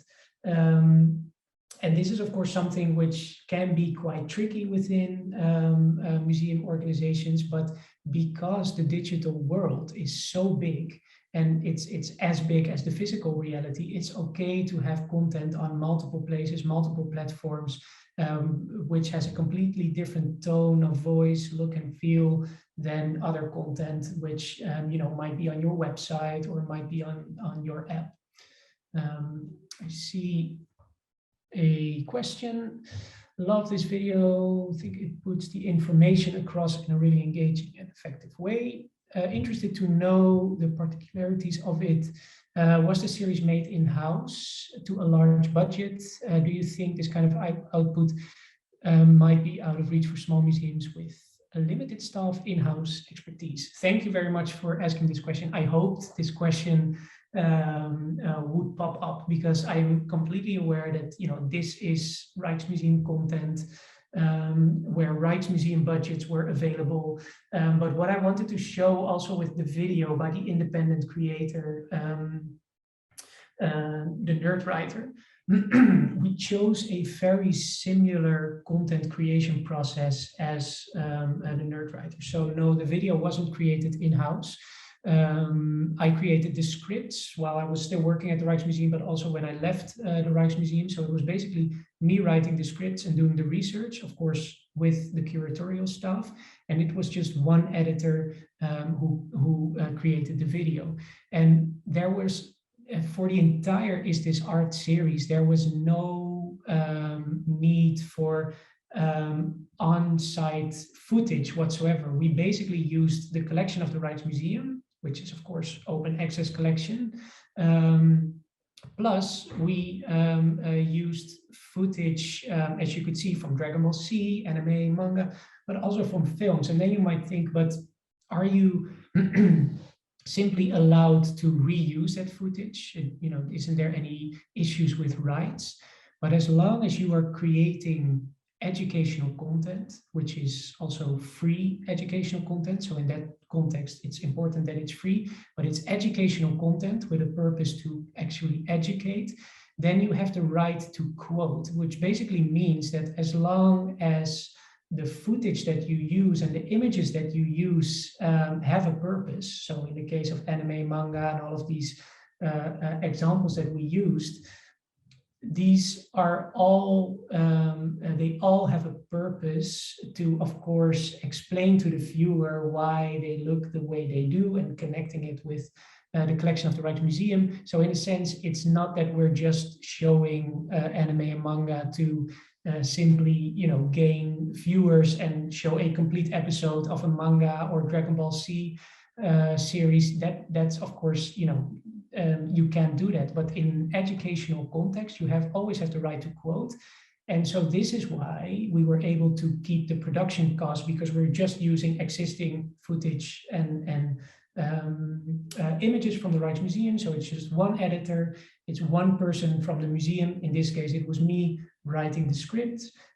So that's why we were also able to do it with a relatively small budget and also with a very quick turnaround. We were able to create one video every 2 weeks. So in that sense, you don't need Hollywood budgets, you don't need Hollywood teams, but you do need commitment, of course. You know, if you want to write those kind of scripts and also do the research on YouTube, but you also have to do 10,000 other things, which I know, you know, in our current reality for museum staff, that's often the case. You do need to make sure that you have time available to work on it. And if you don't have the time, make sure to outsource it to somebody who can, because it can definitely be worth you know, hiring a freelance writer or whatsoever. But so to answer your question, which took me quite long, sorry about that. Yes, it's definitely possible if you are creative in the way that you create the content. Because I'm going to show you an example right now. So this is an example where we just used images from the Rijksmuseum combined with footage from either stock footage or from television series. But what I'm going to show you now is what happens. I'm going to go to like a bigger budget production. What happens if you follow the same steps? So remember these steps, I will show them to you later again, of story, defining your goals, understanding your audience, who it is that you want to reach, and the topics that you want to reach them with, the platform, the format, and the concepts. So what happens if you follow those steps for every single project that you're doing? You should always have different outcomes. Because, you know, just tweaking the audience slightly will maybe even mean a different platform. A different platform will mean a different concept. So if you do it right, you will always have, you know, you follow the same steps, but you have a different outcome. Because, you know, for instance, it could be that you have a commercial goal, that you want to create an audio guide with a particular exhibition for your regular audience who are, you know, engaging on a regular basis with your exhibitions. You have a completely different audience, you have a completely different goal. So you're going to have a completely different platform. You need to create an audio guide, which means you need to look at audio guide platforms such as Smartify. And then that platform, like I just mentioned, you know, gives you a number of options that you can use, but it's of course a completely different product. So following those same steps, you will have a completely different outcome every time, even if it's the same platform. That's what I'm going to show you right now. Because what we also wanted to do is we were doing these creative workshops, like I think many of you are doing as well. Creative workshops on how to paint like Rembrandt or Van Gogh or all of these artists who are in the Rijksmuseum. We were doing these physical workshops for 15 people at the time, just 15 people. And we all know how, you know, intense it is to create a workshop, to come up with the proper curriculum, to come up with and to buy the materials and to set everything up, and you know, just for 15 people at the time. So we felt, you know, there is an opportunity to extend that audience. So that was a very particular goal that we had. So same steps, different audience, a creative audience, more of an older audience. We wanted to reach with this. We chose for the same platform YouTube because we felt that they were also active there. And then we looked at what's happening on YouTube in terms of like formats. Like I mentioned, tutorials are very important part of YouTube, whether it's a makeup tutorial or if I need to fix something in my house, the first thing that I do is look up a YouTube tutorial. So it's very much a logical format for us to use. And that's when we came up with Rijkscreative. So the interesting thing is I'm going to show it to you. I'm not going to show you the entire thing because it takes 20 minutes. We're just going to browse through it. But to give you a sense of what I just mentioned, your content, it's okay if your content looks completely different for a completely different target audience. Today, we will show you how to make a lifelike botanical drawing by looking closely at the work of Maria Sibylla Marion. Hi everyone, and welcome to the Rijksmuseum's very own creative channel, Rijks Creative. This season, we will show you everything you need to know about watercolors, inks, and even blueprints. So grab your brushes and let's go. This is our teacher for today, Ingrid. Hello. And our expert from the Rijksmuseum, Jane Turner. Hello. Ingrid, that's a beautiful plant you've got there, but what is it for? Well, this is a beautiful lily, and we're going to use it today for our watercolors. We're going to study it very closely and observe it very good. I can understand why you chose the lily, because it would have been quite hard to find this precise variety of 17th century tulip. But what's so important and interesting about the model that we chose for the episode is that it's attributed to a late 17th century watercolorist called Maria Sibylla Marion, or one of her daughters. She was a remarkable woman for her time. In 1699, at the age of 52, she and her daughter sailed all the way to Dutch Suriname in order to record firsthand all the exotic insects and creatures and flowers. So she understood that you had to see it firsthand. So I wish you well with your watercolor of the lily. Okay, thank you. Let's do it.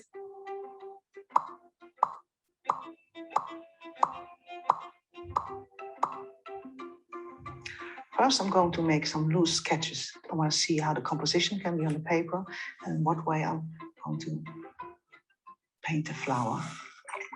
So I'll first start with some reds and my greens.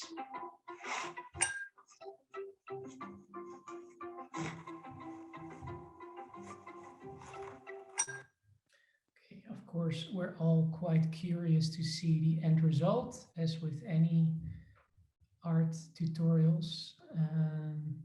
Let's see. There we go. You don't want to be too impressionist.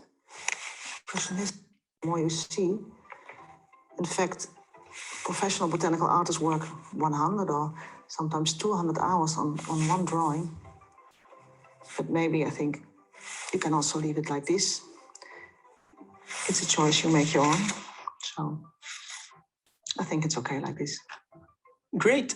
Thank you very much and see you next time. Okay, bye. So you see, this is a completely different production, also way more expensive production, because of course, you're shooting this on location with a workshop teacher and with 3 different cameras to make sure that you capture it properly. But there's also a lot of tutorials with people who just record it from their iPhone. I think there's a lot of nice examples on TikTok with these kind of simple cooking tutorials and also artistic tutorials as well. But as you could see, completely different experience, completely different look and feel than the first video, and it's both content from one institution, which I think is quite interesting. And I also, this also kind of comes back to accessibility of your content and the possibility to you have as a museum to do a lot of outreach and reach out to people and even communities that you might not naturally be able to reach. English, of course, for the Rijksmuseum, doing this series in English was really nerve-wracking for a lot of the Rijksmuseum colleagues. Of course, the curator, as you might have noticed at the beginning, she's American, so she's native. But for the workshop teachers, even for me, I was doing the narration, as you might have heard.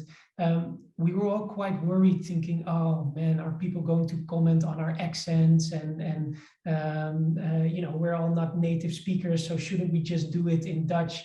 But then we kind of stuck to the principle where we said, okay, so we wanted to take this workshop, which was basically for 15 people physically at the time, and we wanted to export it to the world. And in order to do that, we of course need to do it in English.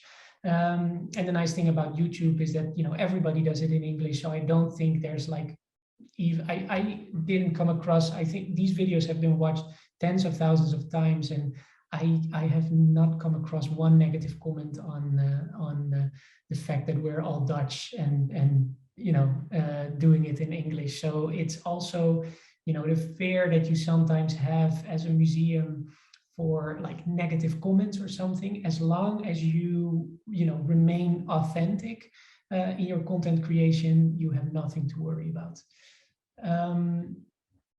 Nick is asking, was there any way to monetize the video? This is a good question, because the pandemic, of course, has forced museums to really think about creating new business models.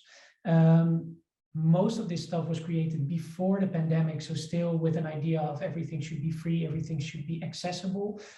There is definitely a way to also monetize on these type of online courses. What we saw over, you know, during the pandemic, that some platforms, some educational online course platforms, such as Coursera or Skillshare or Masterclass, these are online platforms which have a monetization system built in. So basically what could have also been a decision, I think it would have been the decision if we were to make this series right now, is that we said, okay, we are not going to upload it for free on YouTube, but we're actually going to create a paid online course out of this series. Because of course, you know, what we've also learned during the pandemic is that people are completely willing to pay for content as long as it is actually worth it. Because, you know, you also understand that if you're going to take a physical workshop, you also need to pay a fee in order, because, you know, everybody understands that that's the dynamic of how the world works. So absolutely, there's also a way to monetize the video. But then there's always the question, and this is why I say at the beginning, make sure to split your educational goals and your commercial goals.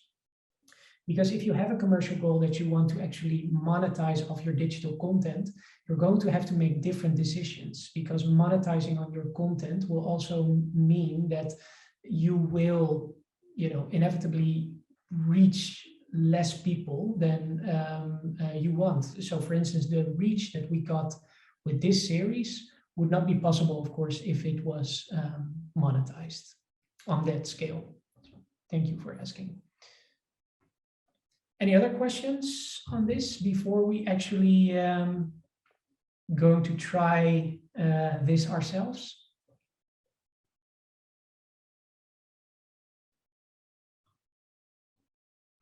Give you a little bit of time to ask some questions in the chat before we deep dive into the assignment.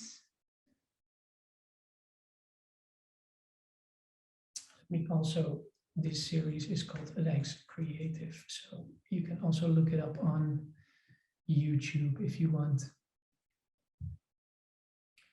Or any other questions before we dive in? No, then let's try it ourselves. So what I'm going to do is I'm going to keep this slide pulled up and shared on the screen. So you can also always go back to all of these steps that you need to follow. But what I want to show you, and this is something that we will actually, in the second part of the workshop, I'm not talking about the second part of this workshop, but actually next week, is going to be more of a working session where we're going to put this into practice for your own institutions.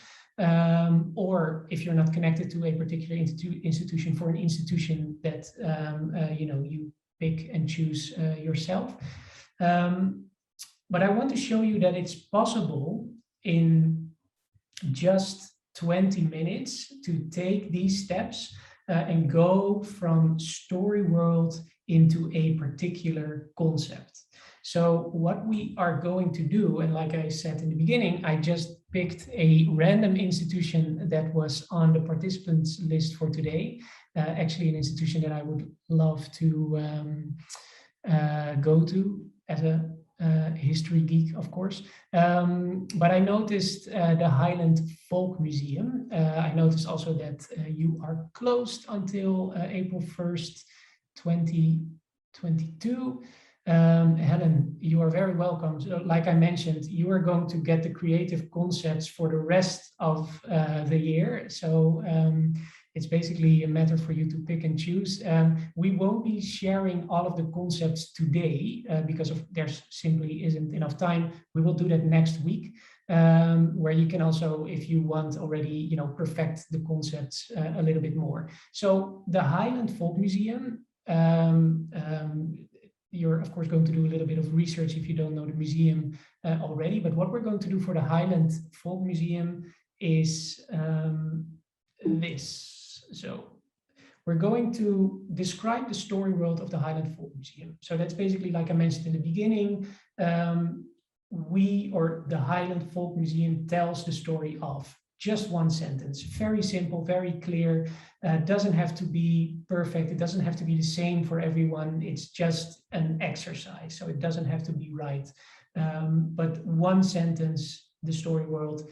Then this is all very much your own personal idea for that particular museum. So you're going to describe some goals that you might have with your digital concept. So a goal could be, we want a digital experience on the physical site. So it could also be, we want to export the story of the Highland Folk Museum to the rest of the world. It's a big goal, right? But this is something that, like I mentioned, you can still be very broad. So that's where the goals come in. Also, if you have commercial goals, if you say, we want to monetize on digital content and create a new revenue stream, that could also be a goal. Write it down. And then you start to think about, am I going to create an on-site experience or an off-site experience? You're going to select an audience. Be very specific here with an audience, because what I always say is, if you want to reach everybody, you're not going to reach anybody. So if you say, I want to reach a audience between 12 and 15 with this particular topic connected to the museum, then TikTok might be the right platform. What works on TikTok? Dance challenges. And then your concept is, okay, we're going to do a Highlands folk dance challenge on TikTok based on, this is just out of the top of my head, but you get the idea. You're completely free to make any decision for all of these, but the story world is, I think, something fixed, which is connected, of course, to the Highlands Museum. So let's take let's say 20 minutes for this. So we will see each other back at 15:20. Sorry, I'm always really terrible with saying it the correct way. 15:20. We will see each other back. And in the meantime, I will be here answering any questions you might have on this particular assignment. It's just an exercise, but see if you can, get within those 20 minutes from defining the story world, the goals, on-site, off-site, pick an audience, pick a topic, pick a platform format that works on that particular platform, and then your concept. Very simple, very basic, but I think it should be doable within those 20 minutes. I will be here to answer any questions that you might have. Of course, visit their website for a little bit of research if you don't know what it's about. Enjoy. No worries if you need to drop off and have other things, because we will also be doing this next week in more detail for your own institution as well.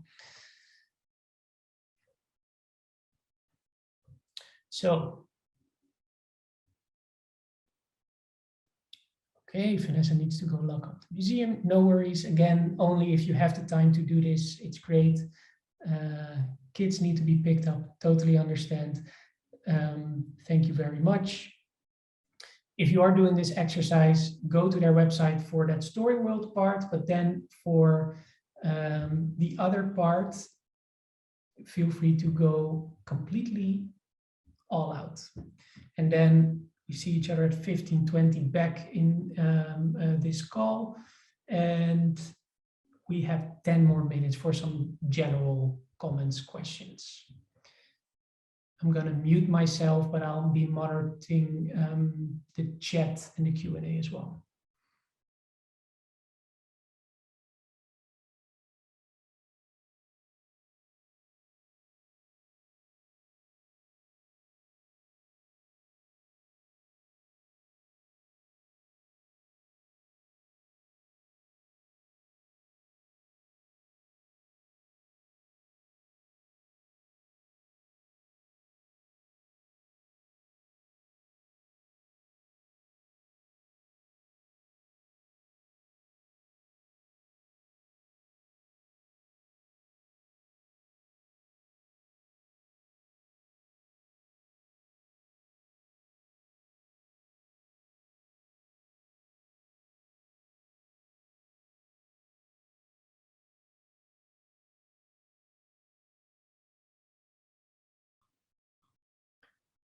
So I'm noticing a lot of people have to like drop off and pick up kids, and completely no worries about this. This is just an exercise. It's not mandatory whatsoever. So feel free to do this for the Highlands Folk Museum. If you already want to have a go with this for your own museum, it's totally fine. Next week, we will be discussing some of the work that the people have done. But again, it's not mandatory whatsoever. And this is also recorded, so I do feel that this will be available for everyone to rewatch as well, but I'm not really sure. Nicola, am I right in saying that?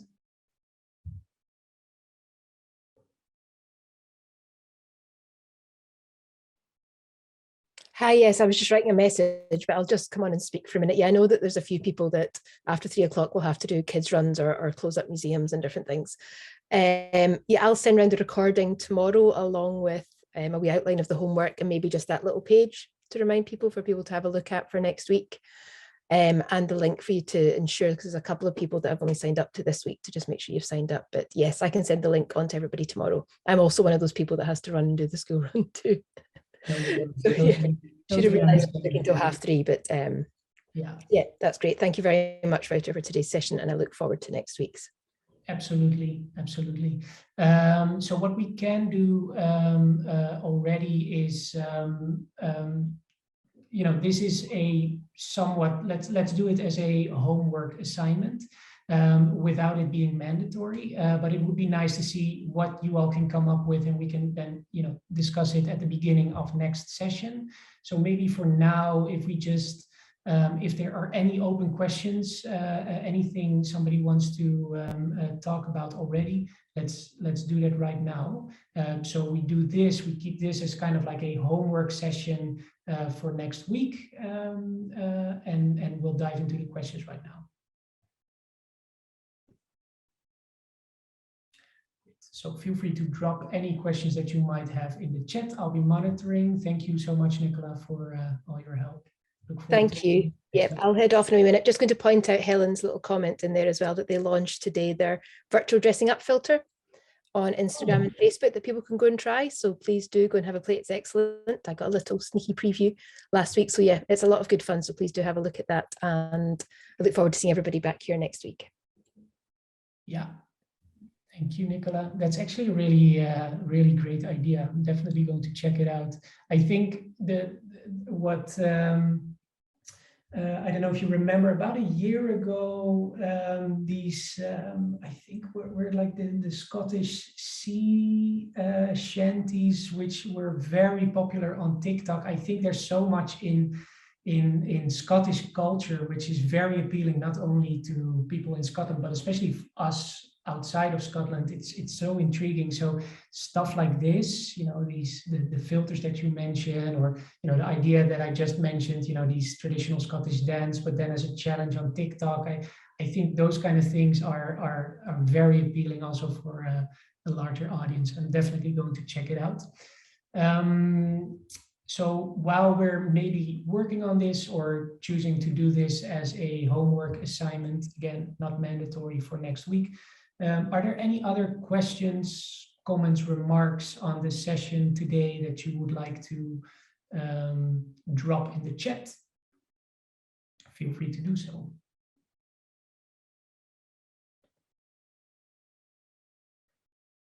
And I'll mute myself and see and wait for questions or comments to come in.